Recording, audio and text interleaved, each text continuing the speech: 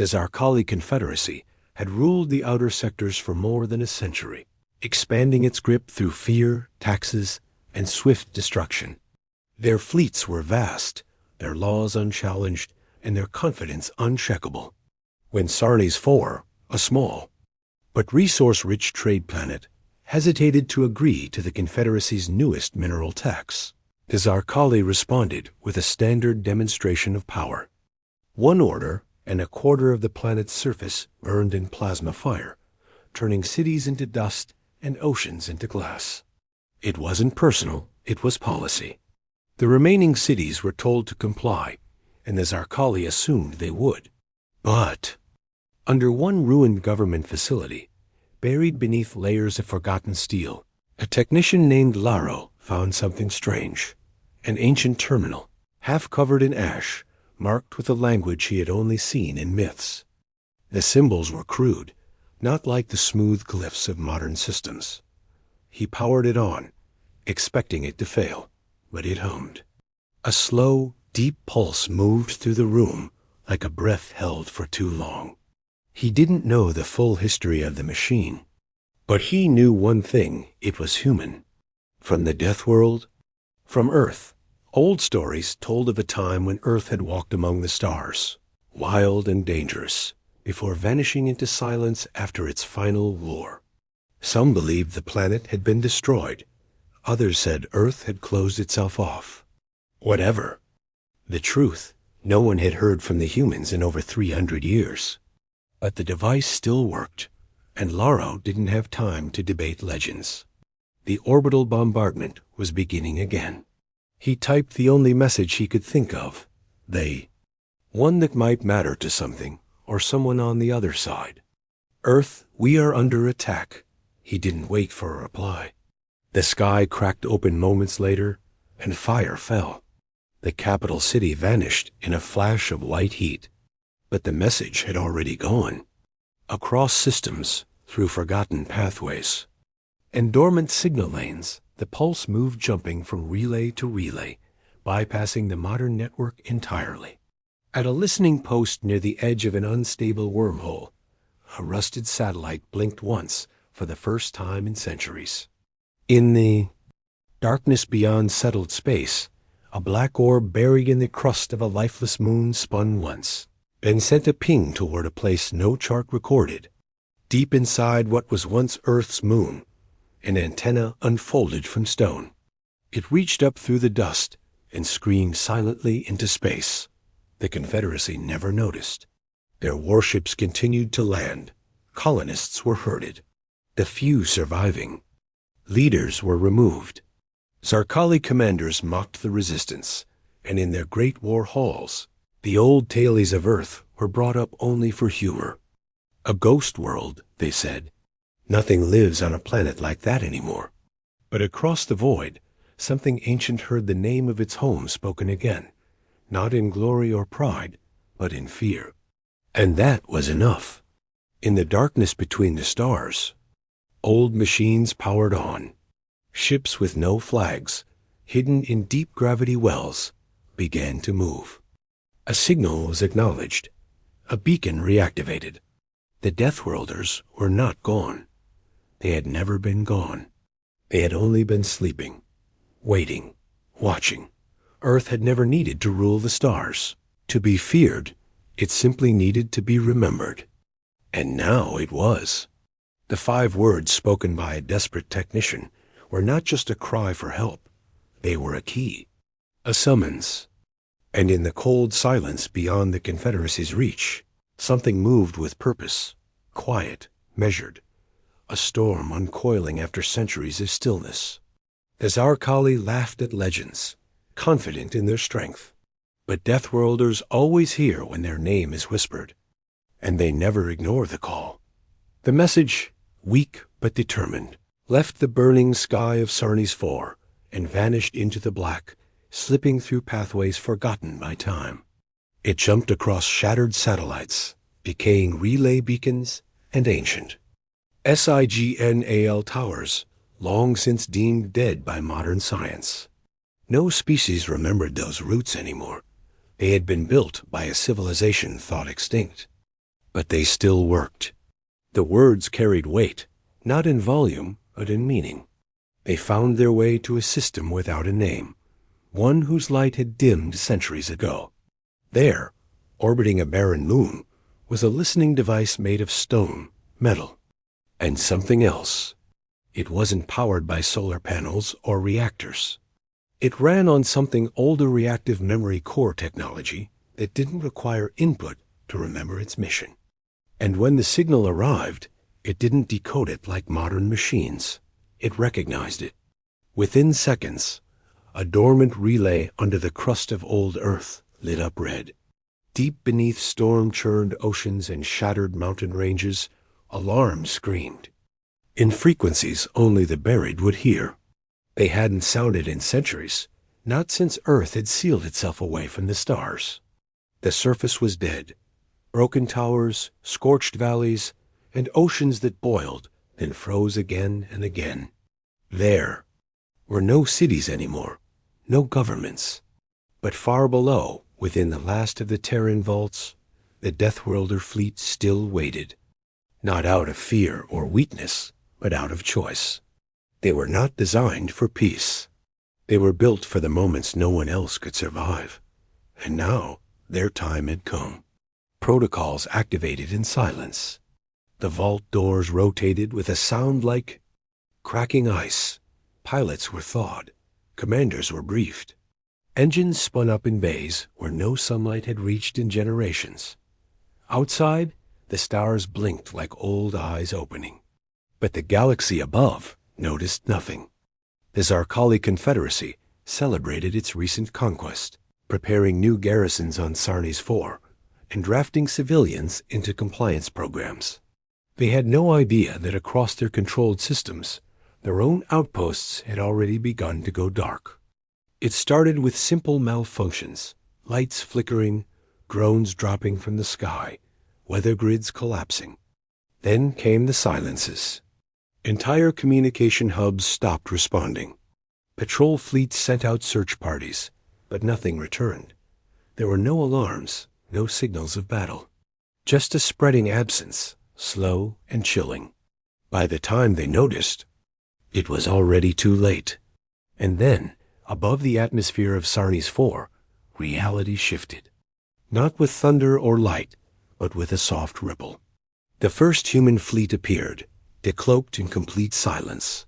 The ships were old in design, but flawless in condition, marked with numbers instead of names.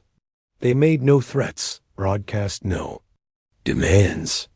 Instead, they sent a single transmission to every Zarkali system, every channel, every listening ear. Message received. That was it. No war speech. No declarations, just confirmation. The signal had been heard. And the response had arrived. Zarkali commanders froze. The humans weren't following any battle protocol. Their ships didn't line up for formation. They moved like predators, fluid, quiet, efficient. Before the Confederacy could react, another colony went dark. Then another. Fleet command centers were evacuated in panic. Simulations didn't help, because there was no historical data for what Earth had become. They had spent so long mocking the idea of Deathworlders that they had never imagined a future where those beings returned. But now, from the darkest corners of the galaxy, the echoes of that old grave world stirred again. Earth hadn't died. It had evolved, quietly, invisibly. And now it had responded, not with fury, not with vengeance, but with intention. There was no mistaking it. The silence that spread wasn't a lack of communication. It was a method, a strategy, a message. Of its own, you are not safe. And for the first time in 100 years, the Zarkali Confederacy felt something they hadn't felt since their rise out, because the ghosts of Earth were not ghosts at all. They were awake, and they were already here. Panic swept through. The Zarkali Confederacy, like wildfire across dry fields. As more outposts vanished into silence, the warlords abandoned pride and initiated full mobilization. Hundreds of warships were dispatched from core worlds, each loaded with advanced targeting systems, state-of-the-art armor, and weapons designed to overwhelm any foe. But their enemy did not meet them in battle. The Deathworlder fleet didn't arrive in waves. It arrived in whispers. No grand formations, no visible energy trails, no warnings. Instead, cloaked patrol ships slipped past defenses, invisible, to even the finest scanners. They didn't attack, they disrupted. Communications blacked out. Long-range sensors showed impossible readings, and defense grids misfired in empty space. Gravity wells appeared on known trade routes with no ships in sight, forcing entire convoys to reroute into ambush that never fired a single shot. Star routes twisted into mazes of flickering data, full of false locations and duplicated signals. Zarkali captains ordered counterscans, but by the time their screens adjusted, their fleets were already isolated, misdirected, or simply cut off from command. They couldn't even identify who or what they were fighting. Human ships bore no marks, no colors, no registration codes. They had no central control to disrupt, no obvious strategy to predict. Some moved like predators, others like ghosts. Most didn't even activate lights. They simply arrived, completed their purpose, and disappeared again into the black. The reclamation of Sarni's E4 took less than a single day, and it happened without a full assault. Zarkali. Forces stationed, they were found confused, surrounded, and without functioning weapons. It was as if the entire defense system had been rewritten in the blink of an eye. But that was only the beginning. 3 more Confederacy planets followed in quick succession, not through violence, but through complete systems collapse.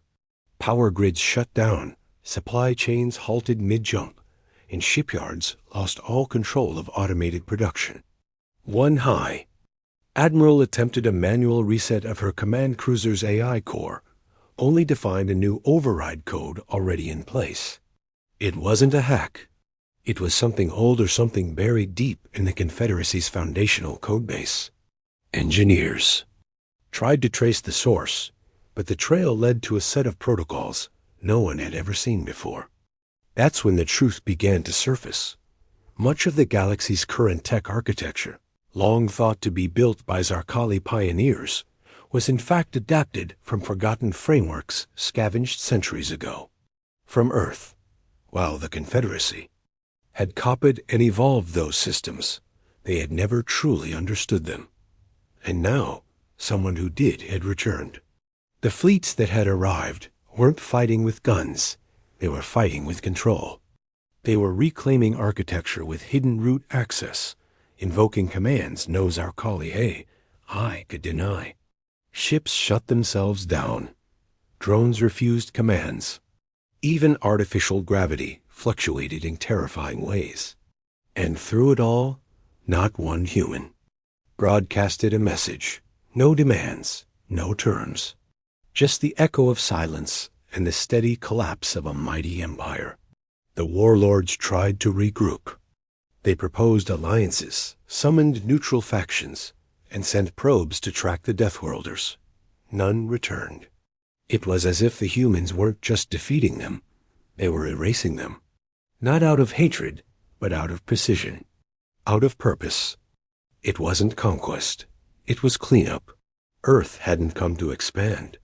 It had come to correct. And still, no one could find the core of their operations. There was no capital fleet, no command station, only ships that appeared where they were least expected and left nothing behind but confusion and broken systems. For the first time, the Confederacy's leaders whispered the word they had long considered a myth: Protocol Dominion. A long-buried rumor of Earth's ability to write system-level authority into machines across the galaxy. A legend dismissed until now, because someone or something was activating it, and it wasn't a virus. It was a legacy, a claim. The Zarkali Confederacy had laughed at Deathworld myths for generations, believing Earth had vanished into dust and story.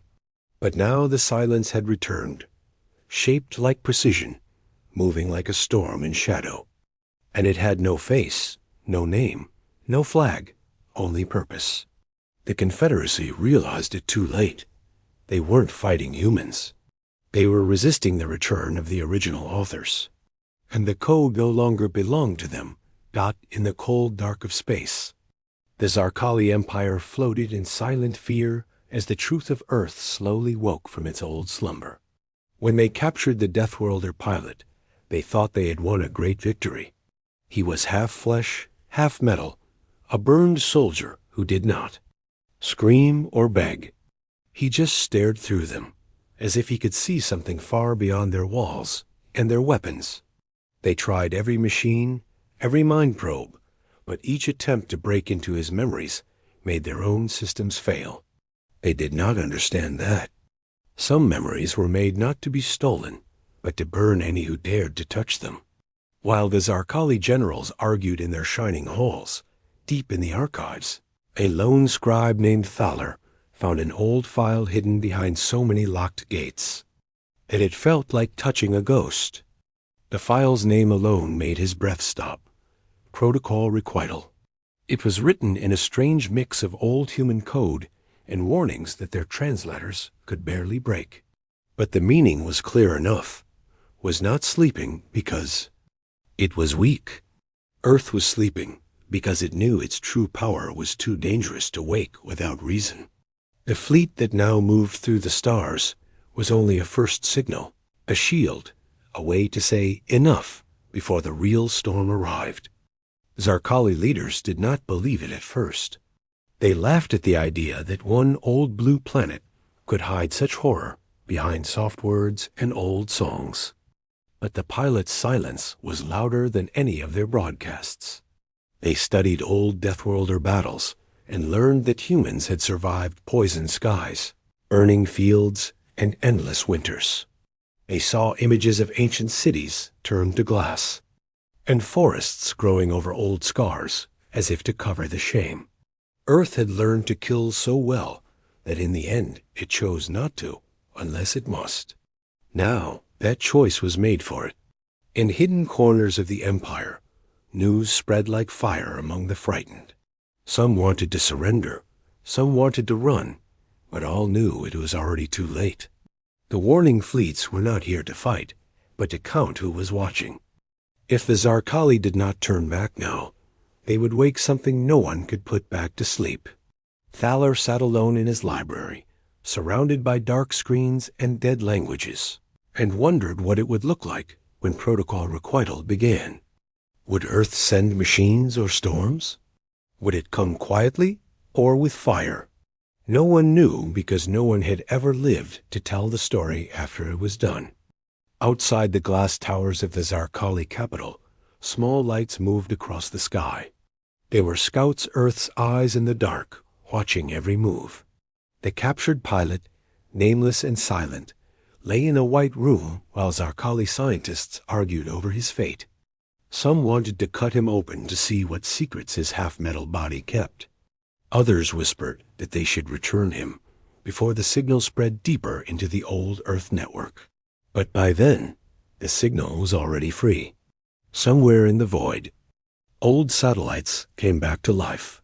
Silent codes jumped from star to star like sparks on dry grass. Ships built before the Confederacy rose from hidden bunkers on moons no one had mapped for centuries.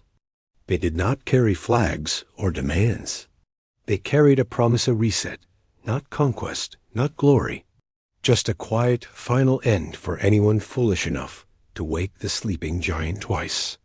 On distant planets where small Earth colonies traded food and machines for peace, children looked up at the sky and asked why the stars looked brighter tonight. Old veterans who had once fought under 100 banners felt a cold chill deep in their bones. They knew. They always knew Earth was not done with war. It had just chosen to wait, to give the galaxy a chance to stay calm. But now the calm was broken. Thaler's fingers shook as he closed the old file. He knew he could delete it, But what good would that do? He stepped out into the night air and looked up, hoping for mercy that he knew would not come. Somewhere in the quiet dark, the pilot finally moved. He sat up, broken metal hissing against fresh scars. He looked at his captors and said only 3 words before his eyes closed again. It begins now. And far away, on that blue world wrapped in clouds and oceans, old machines stirred under ice and stone. Forests hummed with hidden signals. Silent cities hidden under green mountains opened doors that had been closed for 1,000 years. Earth was not angry. Earth was not loud. Earth was awake. And in that simple fact, the Zalkali found their deepest fear that some worlds do not. Conquer for gold or pride. They conquer because if they do not, they will be conquered instead. So they choose the only way left. They reset the board. And then, in the silence that follows, they sleep again, waiting for the next fool to believe that a death world can ever truly be tamed. When the Confederacy leaders sat around their shining tables of glass and crystal, they still believed they could calm Earth with soft words and legal promises. They prepared great speeches about peace, about rebuilding what was broken and paying for what was lost. They broadcast messages on every open channel, hoping Earth would answer, hoping they could wrap this sleeping death world back into the safe cage of treaties and controlled borders. But the sky stayed empty of replies. The stars gave no sign. And when the first human ships appeared, they came not with banners or demands, but with silence. They slipped out from the shadows at the edge of forgotten star lanes, small dark shapes, moving with a cold grace that spoke of something older than any confederacy. The Zalkali watched from their command centers, sending drones and scouts that vanished without a trace. They waited for an attack, a declaration of war, but the human fleet did not strike first. They simply drifted into place, surrounding Key. Roots, watching, listening, and waiting like hunters in a forest of metal and stars. Within days, the Zalkali's proud supply lines fell apart. Ships filled with food and fuel turned back or vanished. Codes that once opened mighty defense grids no longer worked. Entire weapon systems refused to fire, locked by software older than most Zalkali cities. Long ago, when Earth still traded freely with the galaxy, it had written the first lines of code that bound satellites and weapons together. Over time, others copied and changed them, but deep inside the code, Earth's signature remained a seed, waiting to grow when called. And now Earth's ships moved not with guns blazing, but with quiet keys turning in the dark, rewriting the galaxy line by line. On planets where the Zalkali once ruled with cold law, factories fell silent as power grids failed.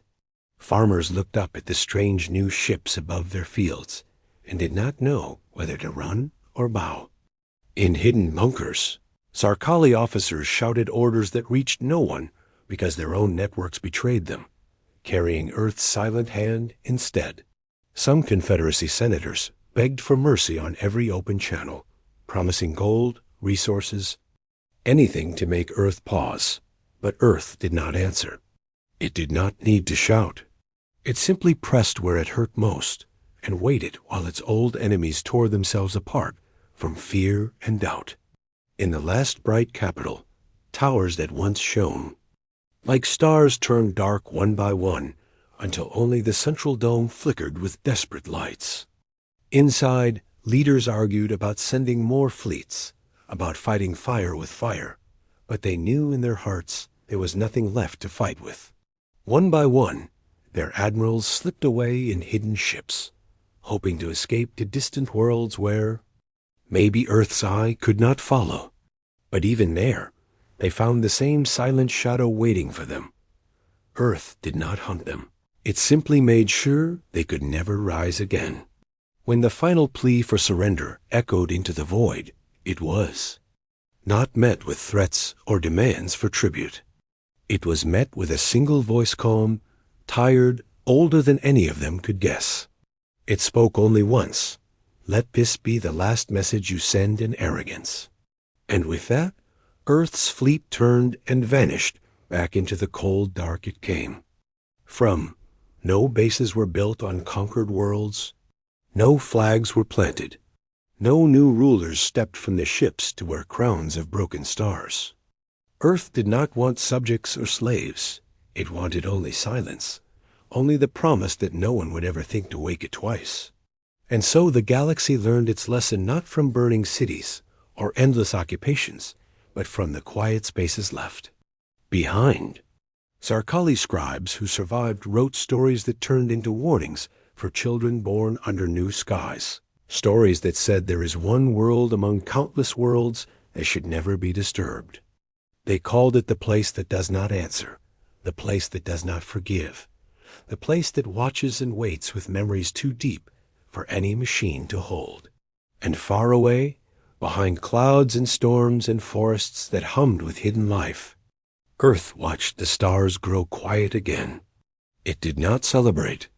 It did not send heroes to speak of victory. It simply folded its ships back into shadow and whispered old words to its children, words about peace, about calm, about the cost of letting fear rule the night. The Confederacy rebuilt itself slowly, with new leaders who chose their words, with care whenever they spoke of that blue world on the edge of known space. Trade returned, whispers spread, but no one dared send a fleet close to Earth's border. And if, sometimes, a young captain thought to test that silence, they were reminded by old veterans who had seen what happened when the void stared back. They said Earth was not quiet because it was weak, but because it knew the weight of what it could do if woken again. And so the stars shone a little brighter, the night a little calmer, as the galaxy turned in slow circles around a single truth. Written in hidden code and cold starlight, there is a place you do not wake.